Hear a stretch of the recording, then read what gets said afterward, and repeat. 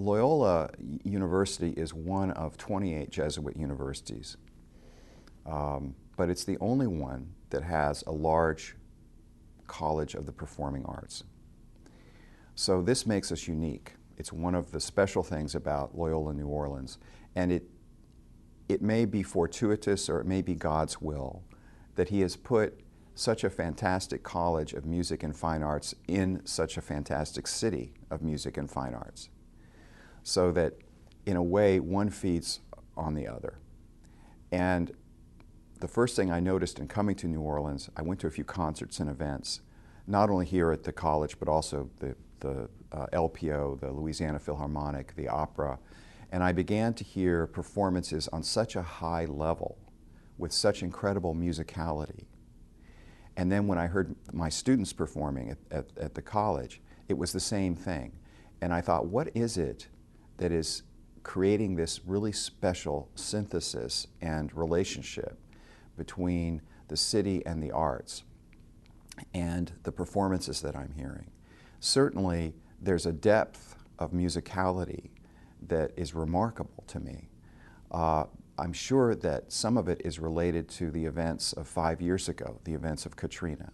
There's a kind of depth in the people because they've lived through a tragic experience, and that reveals itself in their performances, whether it's jazz, serious classical music, popular music of various types. It doesn't really seem to matter. Somehow it comes out. And so when I'm talking to parents about our college, one of the things that I point out is that students who come here are often transformed very quickly.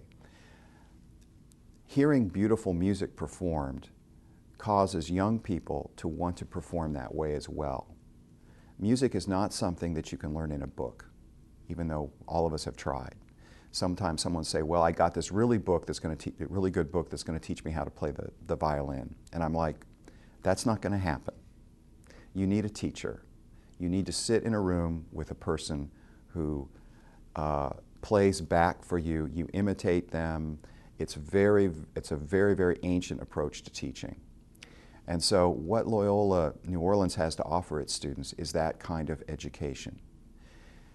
That's one of the reasons why even after Katrina, we had the highest retention rate of any of the colleges, not only with students but also faculty, because of their devotion to their art and how their art sees them through those types of things. And this is something St. Ignatius would have enjoyed. You know, he was all about personal one-on-one education, education which was logical and progressive, and also he was about trying to change the world around us into a better place through the gifts that we have. So if you're an artist or you're a performer, you have a gift from God, and this is an opportunity to refine it and then take it out into the world and transform the world and make it a better place. Young people today are looking for something to believe in. They're looking towards something that has a mission, that's something higher than just making money or just becoming famous. They want to do something that transforms the world.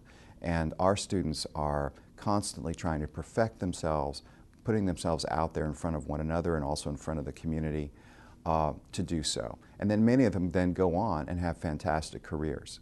So we have several students that are performing. We have a student that performed at Covent Garden this year, several students that have performed at the Met. All of these things are a part of that kind of powerful, musical, artistic emphasis that you have in the city of New Orleans when you get here. And Loyola is a vehicle for people to kind of get in touch with that and unleash it. You know, inspiration in the arts is really important. We always say, you know, a great performance should seem as if it was improvised. It just came out of the air. But that improvisation, when it happens, is stored up practicing and work. So it's like as you work and practice and develop yourself, then that magical moment comes where suddenly it just spills out on stage, or it spills out across a canvas or a graphic arts design or in a theatrical performance. And people in the audience think, oh, that was a fantastic improvisation. It was amazing how they were able to just do that, pull that out of thin air. They don't know the years that have gone into that. So when I talk to parents about this, I try to talk about the discipline of the arts to show them that even if their young person may not have a great career in the arts, they're going to have a great education and be able to apply what they've learned in the arts to anything they do.